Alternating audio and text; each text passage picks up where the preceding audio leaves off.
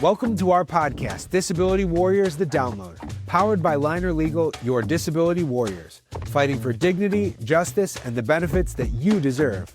Each episode, we bring you powerful stories, real legal insight, and everything you need to feel informed, supported, and never alone. Whether you're navigating the complex disability process yourself, supporting a loved one, or just want to understand the system a little better, you're in the right place. Make sure to hit follow now so you never miss an episode. And if you're ready to take the next step, head to our website at linerlegal.com to schedule your free case review. Because your voice matters. Your fight matters. And we're with you every step of the way. Let's dive in.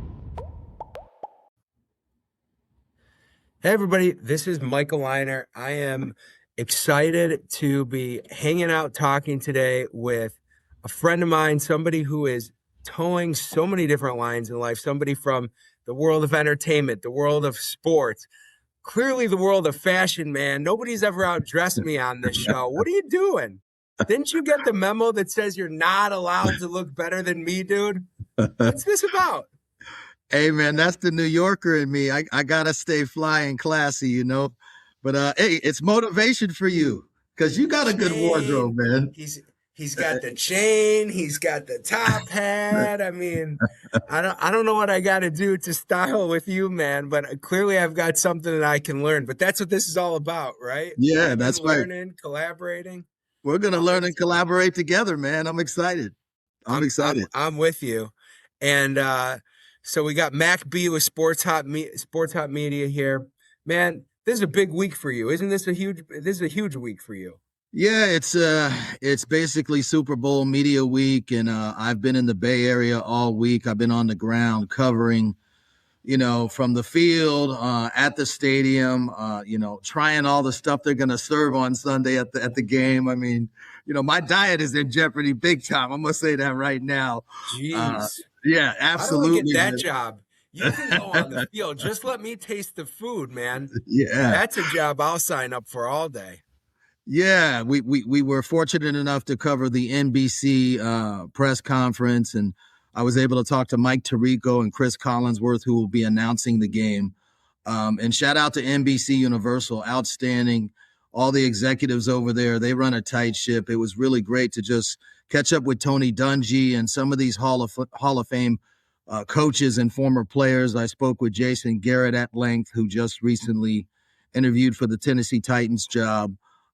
They didn't give him the gig, but I was really happy to see him back in the game because I asked him, I didn't know he was in the running. You know, I asked him, I'm like, you ever get the itch to coach again, Jason? He's like, well, I actually just interviewed for the Tennessee Titans job. I'm like, really?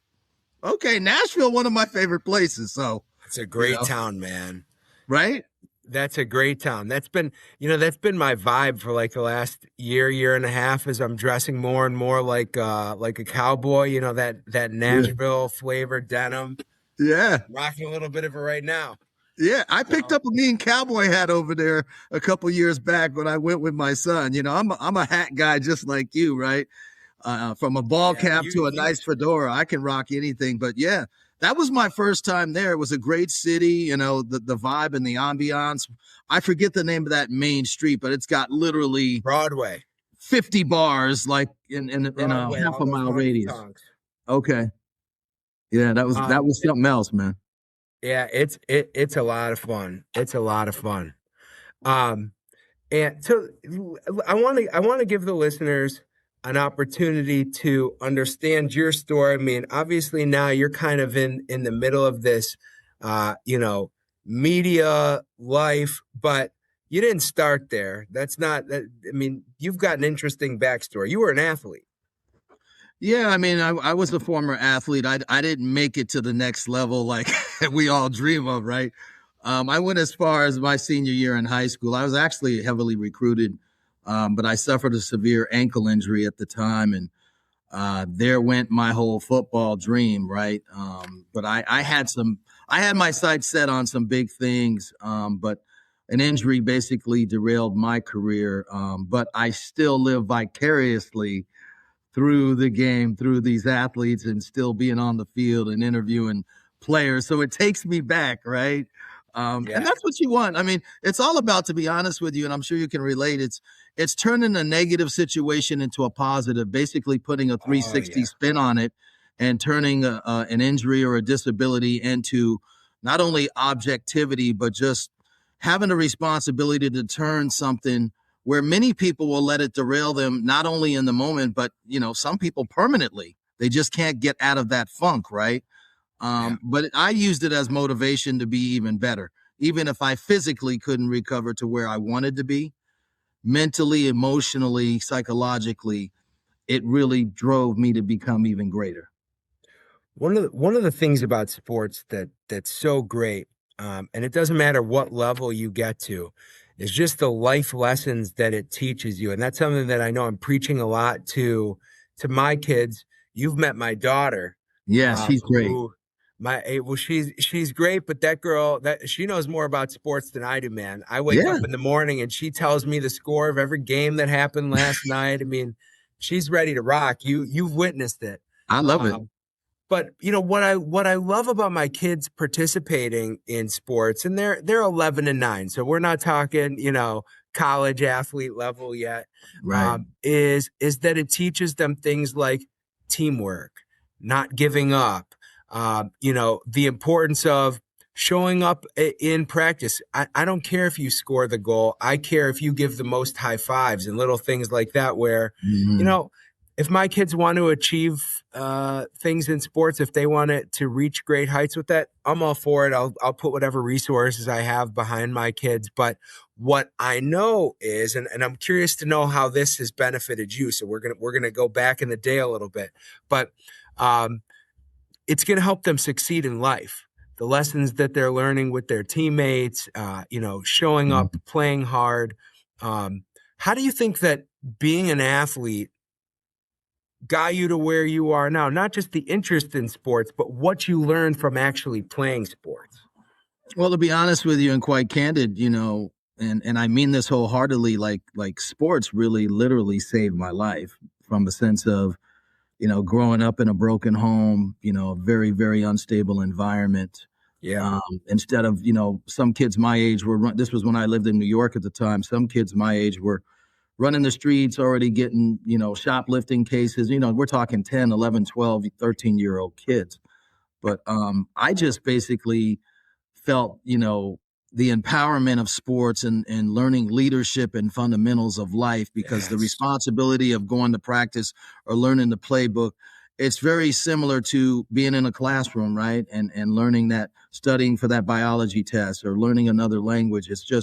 It's basically setting an itinerary and being very thorough with your actions and following through on what's asked of you from a coach, right? So a coach can play not only the role of coach, but father figure for some kids, or in some cases, a female coach as a motherly figure for some female athletes. So I really was impacted by that, where it wasn't just about what happened on the field. It was, okay, when I went home, I was still remembering those speeches and the yelling and everything that was going on. And it drove me to learn, you know what?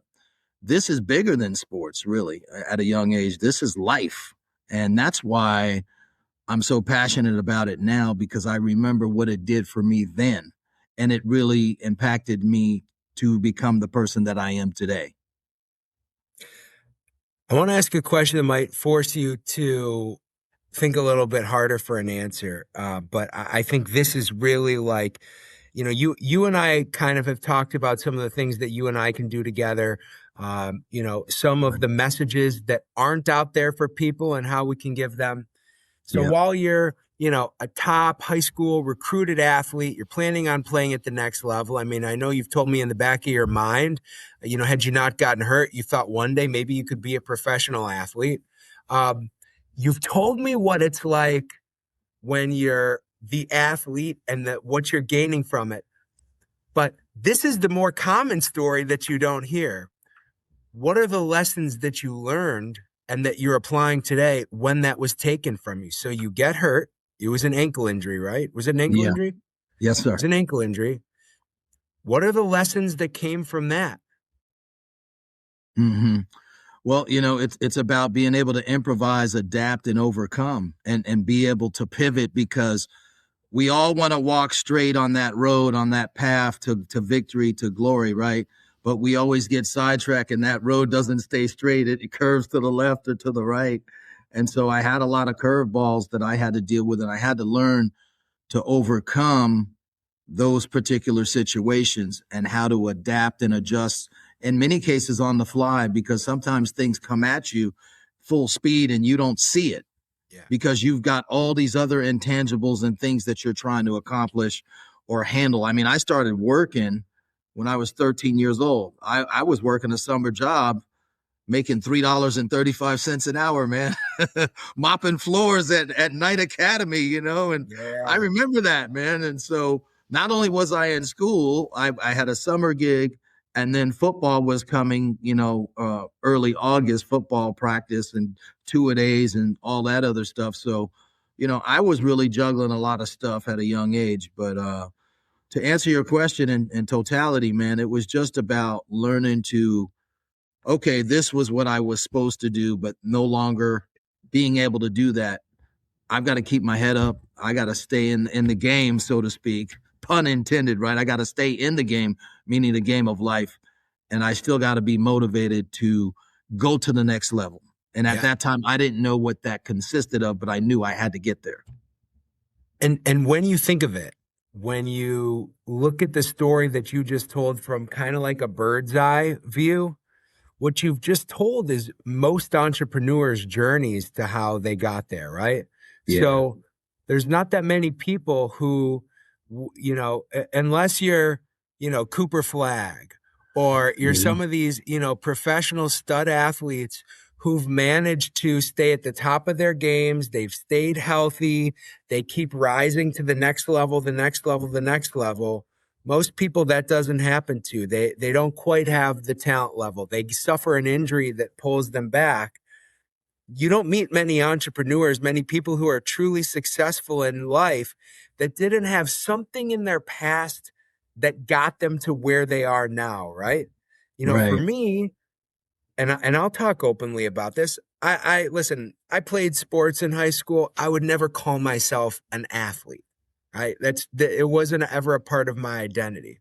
Right. For me, what was more, what I had to overcome wasn't on the football field. It was more, my own physical health challenges or neurological, having seizures as a child, motor tic syndrome as an adult, cluster headaches, a variety of different things that caused me to need extra assistance.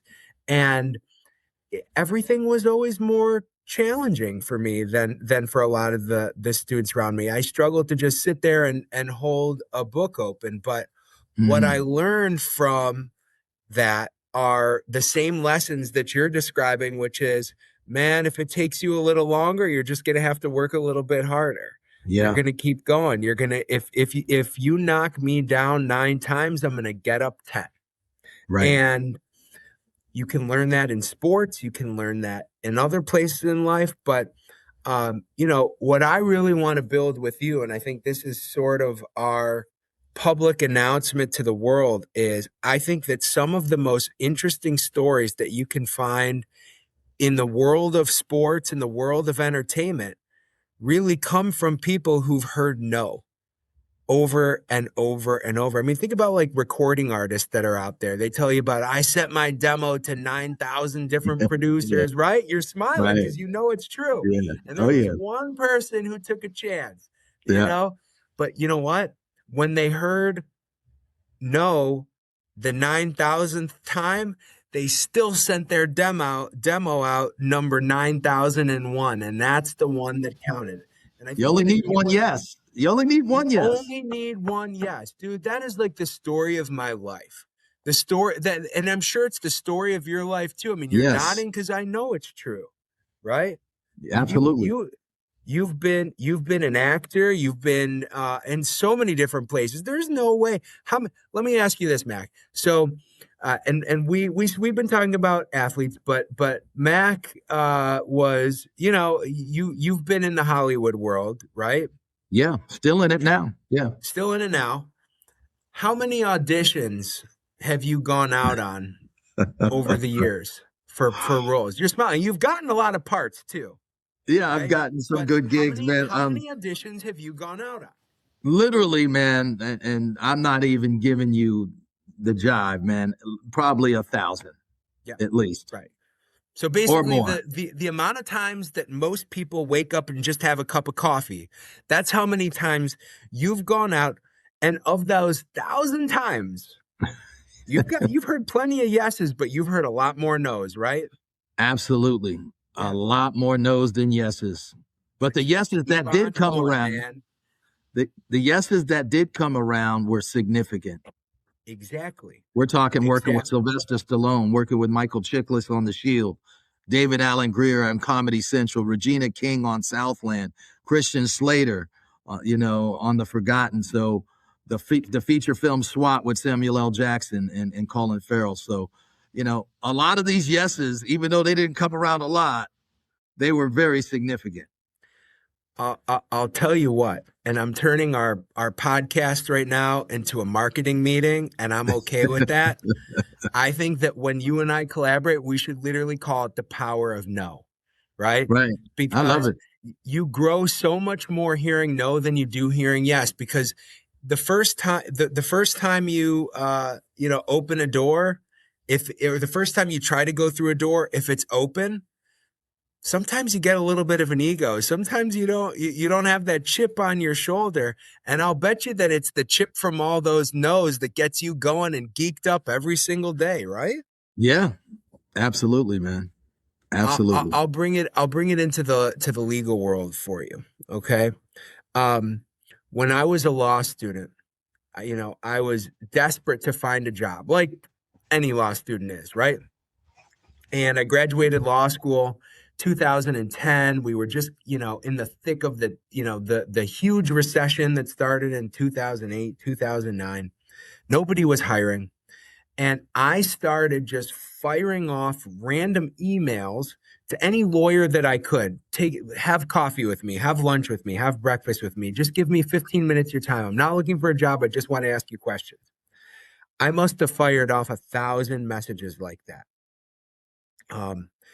And I'll tell you a couple things from this story. One, I've never forgotten all of the lawyers who said yes. Only one ended up hiring me, but there were a lot of people that I had coffee with. There were a lot of people who, and now that I'm in the position of power, because if you look around the Ohio legal community, there's only a couple people who have a practice that's even close in size to mine is. I still remember every single lawyer that I met with, and I feed them business like you can't believe, man. I've made some people rich off of sending them business over the year because they took the time to have coffee with a 24-year-old kid 15, 16 years ago, right? Right. But of all those no's that I heard, I ended up hearing a yes and actually being hired by the right guy who I would have, had he been the first person who made me a job offer, I probably would have said no thanks. It wasn't a sexy job offer because he didn't offer me a 6-figure salary. He offered me a very low salary, but what he offered me was he taught me how to run a business. He taught me how to talk to people. He taught me how to get clients. He taught me that because this is somebody who, very, very, very successful lawyer.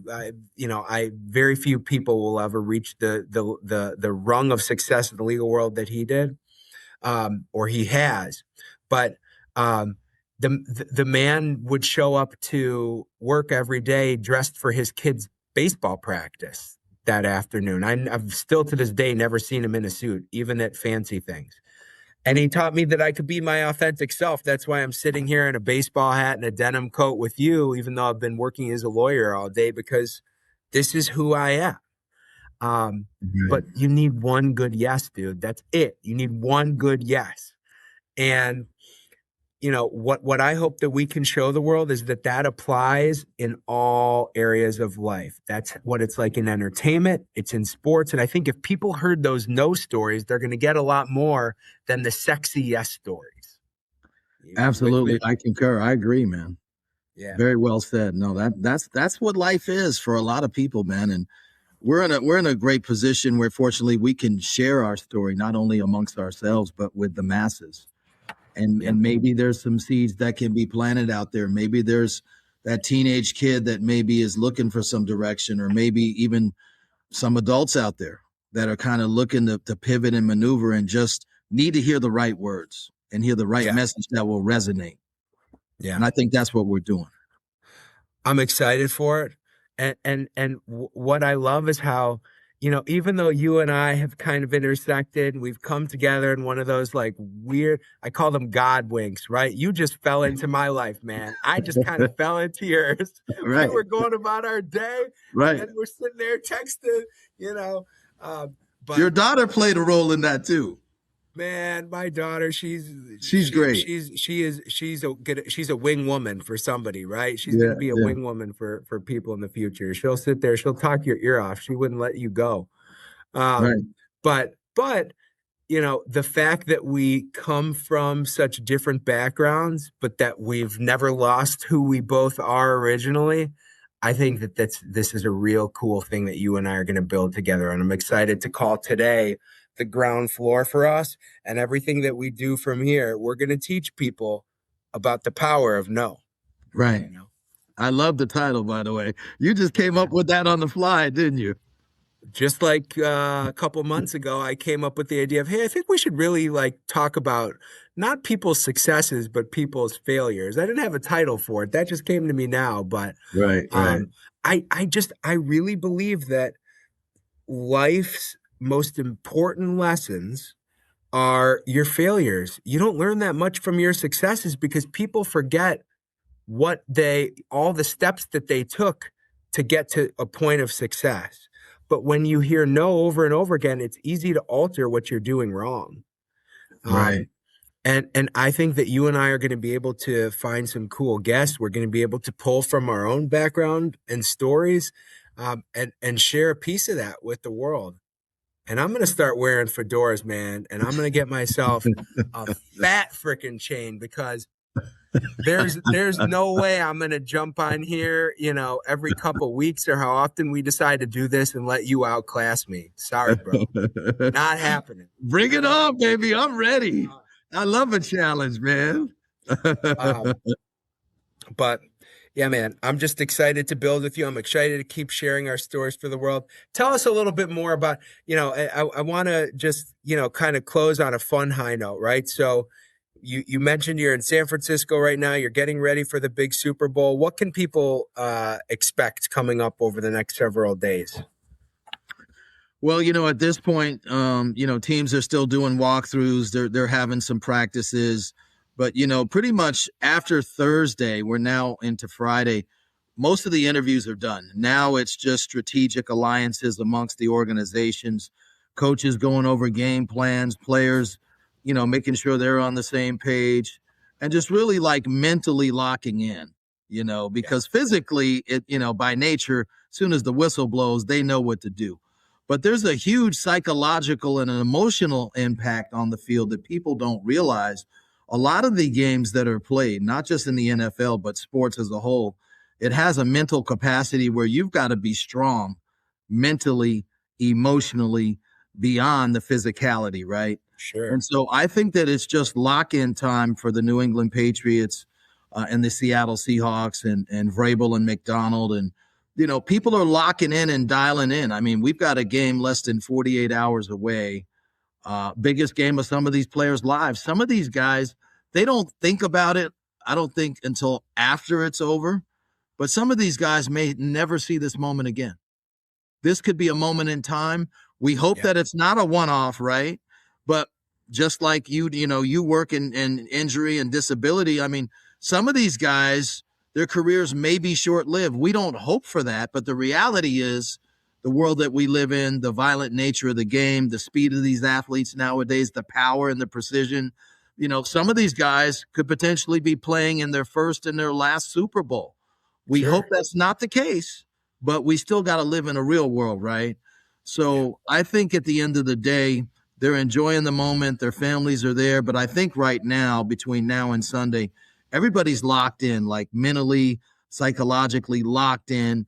No more interviews. Everybody's kind of just amongst themselves in their organizations, at the hotel, probably just still strategizing, strategically trying to make sure everybody's on the same page. And a lot of these guys, man, they're not getting a lot of sleep because it's not about partying either. It's just the hype and the buildup and the anxiety associated, especially these first timers, who've never played in the Super Bowl. I really believe they're not getting a lot of sleep, which makes sense. I wouldn't either if I was in their position. Sure. Do you have any predictions for us? Man, you're asking a question that it's tough, man. I've been saying all week, man. Over. There's nobody who can be mad at you and hold it against you now. Oh, no. I make predictions all the time, and I'm wrong more than I'm right. But the way that Sam Darnold has played in the postseason, the way that Mike Macdonald has been a leader, particularly on the defensive side of the ball for Seattle, I just think they have too much firepower, not only on defense. You've got DeMarcus Lawrence on the edge. You've got Leonard Williams coming off that other side, and then you got Ernest Jones the fourth, the linebacker. These guys have been playing outstanding all year.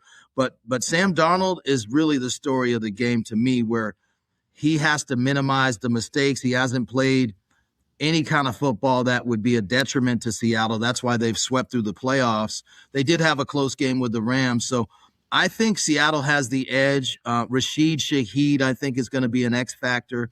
Jackson Smith and Jigma on the outside, Cooper Kupp on the other side. The Patriots, coaching-wise, I think they have the advantage with Mike Vrabel.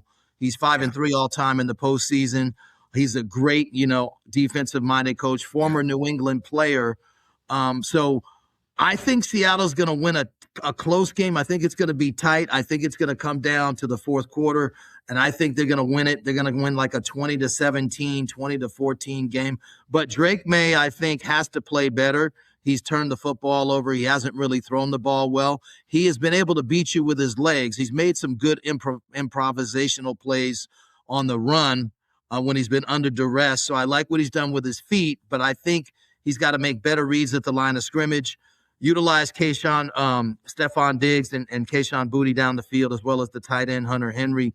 But the running game may be the story with Travion Henderson and Ramondre Stevenson for the Patriots. They're a great 1-2 punch. So we'll see what happens if they can keep Darnold off the field. If New England can control the clock, control the time of possession, I give them a very, very big chance to win and pull off the upset. But if they're not, moving the football and they're not stretching the field, it may be a long day for those Patriot boys. So I like Seattle. I'm going to you've inspired me. I'm going to go get my bets locked in now, man. Yeah. They're 4.5-point favorites. Swallow the 4.5, man. Roll with the Hawks. I think they win it by a touchdown. I honestly think they win it by 6 or 7. Okay. Well, I want to thank you for your time. I know that this is an especially busy week for you, but I'm looking forward to getting back together with you when things are a little calmer, and we can really knock it out of the park and keep building something together. Yeah, man, this is a great jump off, man. I like it, and I'm looking forward to building some special things with you. Let's go, baby. Let's go. Let's do it. All right. Thank you, everybody, for tuning in. Peace. Your story matters, and your voice deserves to be heard. Catch you next time on Disability Warriors The Download, where we fight for dignity, justice, and the benefits that you deserve.